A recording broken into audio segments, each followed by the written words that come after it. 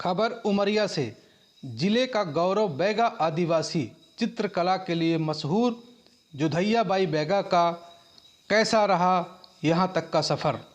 अपने जीवन के अंतिम समय में शुरू किया संघर्ष, देश के साथ इटली, फ्रांस, अमेरिका तथा इंग्लैंड जैसे देशों ने जुधैया के चित्रकला को सराहा। देश के सर्वश्रेष्ठ नागरिक सम्मान में से एक पद्मश्री के लिए बैगा आदिवासी कलाकार जुधैया बाई का नामांकन किया गया है। इतिहास में पूरे शहडोल संभाग से पद्मश्री की दावेदारी का यह पहला मौका है। 75 वर्षीय वृद्ध महिला को अगर यह सम्मान मिलता है तो न सिर्फ इस जिले के लिए बड़ी उपलब्धि होगी बल्कि संघर्षशील मेहनतकश आदिवासी पीढ़ी के लिए एक प्रेरणा साबित होगी। जुधैया बाई बैगा भारतीय आदिवासी परंपरा अनुसार देवलोक की परिकल्पना भगवान शिव, बाघ, नाग देवता व पर्यावरण पर आधारित चित्र बनाती हैं और उनके द्वारा बनाए गए चित्रों की ख्याति देश विदेश में है। राष्ट्रीय स्तर पर भारतीय परंपरागत कला प्रदर्शनी के आयोजन में इटली, फ्रांस के पेरिस तथा इंग्लैंड, अमेरिका एवं जापान आदि देशों में इनके द्वारा बनाई गई बैगा जनजाति की परंपरागत चित्रों की प्रदर्शनी लग चुकी है। वहीं प्रदेश के मुख्यमंत्री शिवराज सिंह चौहान सहित कई सेलिब्रिटी उनका सम्मान भी कर चुके हैं। जिले के एक छोटे से गांव लोढ़ा में रहने वाली जुधैया बाई बैगा का बचपन बड़ी गरीबी व दुख भरा रहा है। 1 साल की उम्र में माता पिता का देहांत हो गया। किसी कदर भाइयों ने उनका पालन पोषण किया। उसके बाद होश संभाला तो मजदूरी, बकरी चराना तथा खेतों में काम करना शुरू कर दिया। शादी के कुछ ही सालों बाद पति की मौत हो गई। इसके बाद उसने लकड़ी बेचकर अपना व अपने बच्चों का पेट पाल रही थी और 2008 में लगभग 60 साल की उम्र में चित्रकार आशीष स्वामी से मुलाकात हुई और उनके कहने पर उसने पेंटिंग का काम शुरू किया। वहीं अब पद्मश्री अवार्ड के लिए उनका नामांकन किए जाने से बहुत खुश है। तकलीफ क्या बताऊं मैं अपना से। मैं अपने माँ बाप का लाड़ प्यार नहीं पाया। बचपन में मेरे माँ बाप खत्म हो चुके, 6 महीने कर रहे। तब कुछ रह जाए, मेरे 3 भाई रहे, एक बहन में घर रहे। मेरे भाई पाले, पालते पालते कुछ होशियार हो गए तो घर दुआरे हो गए हैं। ससुराल भाई इतने मही 40 साल के हुए। 40 साल में 2 बच्चे पैदा हुए। ए लड़की पेट में रही 6 महीना की, तब मेरी चूड़ी उतर गई 25 साल। अब कहाँ जाए अब मेरे को तो बनी मजदूरी में उतनी समय पर नहीं लग रहा भाई कि मजदूरी कर लेते। फिर मार मुश्किल के मारे कैसो कोई अपना जिंदगी पूर करे। चलाते चलाते कहीं को छेरी चरा, को बकरी चरा, को गोरू ढोर चरा, लकड़ी बेचा जा, चारा छीले जा, मिट्टी डारे जा, गिट्टी टोरे जा, सब करब कर डारे। ये अब तकलीफ मेरे को रहा, वह तकलीफ करके मैं बैठे बहुत तकलीफ सहा हूँ। अब कैसा लग रहा है? अब मेरे को अच्छा लग रहा है। पुरस्कार जैसा मिले वाला है तो कैसा लग रहा है? मेरे को अच्छा लग रहा, खुशी आ रही, शरीर में खुशी आ रही। उसलिए तो यहाँ आया हूँ कि अपना दिल बहलाऊं। कुछ लड़कियाँ और कहाँ कहाँ गया, का काम करे?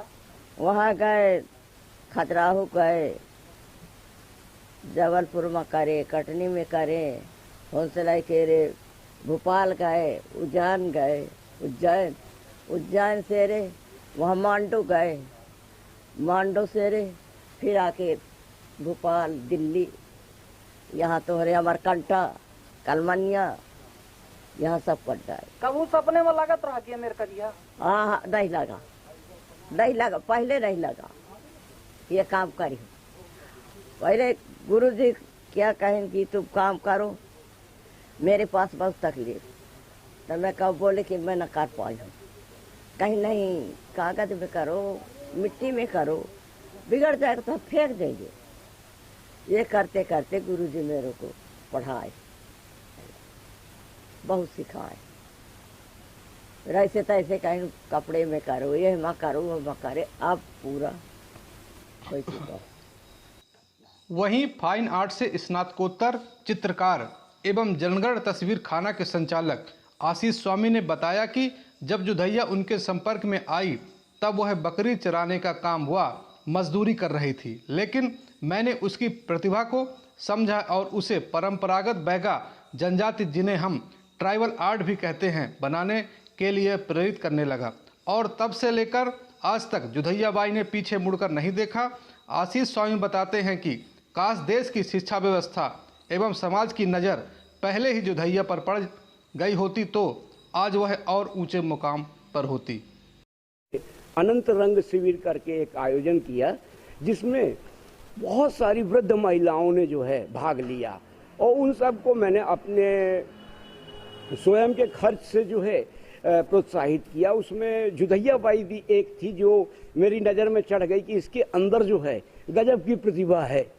जैसे एक स्कूल में बच्चों में सभी में प्रतिभाएं होती हैं, लेकिन कोई खास बन जाता है, तो जुधैया बाई मेरे लिए एक खास महिला उसी दिन से बन गई थी। मैंने जो है उससे बौद्धिक स्तर पे बातचीत करी तो लगा कि ये एक जो है बहुत ही दुखिया महिला है। इसने जीवन में जो संघर्ष किया है कि 1 साल की उम्र में माता पिता का निधन हो गया, उसके बाद जो हैगा जवानी में ही जो हैगा हस्बैंड का जो है निधन हो गया, बच्चों को बड़ा किया, पाला और उनसे वो उम्मीद जो की थी वो नहीं मिला, तो बकरी चरा रही थी, मुर्गी कुछ पाली हुई थी, उन्हीं की देख रेख करती रहती थी। और मुझे जब मैंने जुधैया बाई के चित्रों को देखा तो उसको प्रोत्साहित करना शुरू किया और ईश्वर ने भी हमारा साथ दिया। हमें जगह जगह जो है बुलावा आना शुरू हो गया। जुधैया बाई को जो है लोक रंग मेले में जो है ले गया तो वहाँ पे उसके सारे काम बिक गए। जनजातीय संग्रहालय ने ऑफर किया कि जो है जुधैया बाई बैगा के नेतृत्व में एक स्थायी चित्रण हो। तो आप सोच सकते हो कि जिस बैगा जनजाति को मध्य प्रदेश में इतना महत्व दिया जाता हो, वहाँ पे बैगाओं की कोई संस्कृति नहीं थी। उनकी संस्कृति है, मेरा कहने का मतलब जो नृत्य कला है वो तो थोड़ा बहुत अभी है, वाद्य यंत्रों में भी थोड़ा बहुत है, थोड़ा गोदना भी है, लेकिन चित्रकला जैसी जो दीवालों पे भित्ति चित्रण करती थी वो परंपरा खत्म हो चुकी थी। तो मैंने एक चित्रकार होने के नाते उस पर नज़र डाली और उसको आपको आगे बढ़ाया। नतीजा ये हुआ जनजातीय संग्रहालय में जो है एक स्थायी रूप से जो है जुधैया बाई बैगा का नाम अभी अंकित है वहाँ पर। उसके बाद में जो है दूसरे अन्य लोगों ने, भारत भवन ने भी बुलाया, वहाँ पे भी उसने चित्र बनाया और जुधैया बाई का बात करना और उसका जो कहना लोगों को सहज रूप से आकर्षित करता चला गया। मतलब उसका जो सहज भाव है उसके अंदर इतने रहस्य छुपे होंगे कि जो वो कल्पना करती है कि अगर वो उससे पूछो कि ये क्या बनाया है तूने, तो बोले भोलेनाथ हैं। और मैं कहा ये कौन है ये जो इस तरीके से खड़ा हुआ एक्टिंग कर रहा है? कहा ये उनका चेला है, सेवक है, भगवान भोलेनाथ का सेवक है। और मैं कहा ये कहा है? कहा ये नर्मदा जी निकली है। मैं कहा नर्मदा जी निकली है कि गंगा निकली है? कहीं नर्मदा निकली है, सब नदी तो भोलेनाथ है निकाले हैं। तो जिस तरीके से वो देवलोक को देखती है, कल्पना करती है और जानवरों के प्रति, जंगल के प्रति उसकी जो गहरी रुचि है, वो निश्चित रूप से अब इस ढलती उम्र में जो उसने काम शुरू किया, काश अगर हमारी शिक्षा पद्धति उसको बचपन में देख लेती और हमारी जो व्यवस्थाएं हैं अगर उस तरीके की और भी जो महिलाएं हैं उन पे हम नज़र डालें तो भारत की जो सबसे बड़ी बात है जिसको हम पुरातत्व कहते हैं, तो हमारा जो पुरातत्व है ये ही पुरातत्व है। हम मूर्तियों को पुरातत्व कहते हैं, प्राचीन चीज़ों को पुरातत्व कहते हैं, लेकिन जो हमारी धरोहर है ये पुराने वासिंदे हैं जिन्होंने जो है जंगलों को देखा है, जानवरों को देखा है, संस्कृति को देखा है। और एक ऐसी संस्कृति जो बाजार में नहीं मिलती है, वो व्यक्ति विशेष में मिलती है, उसको ढूंढना पड़ता है।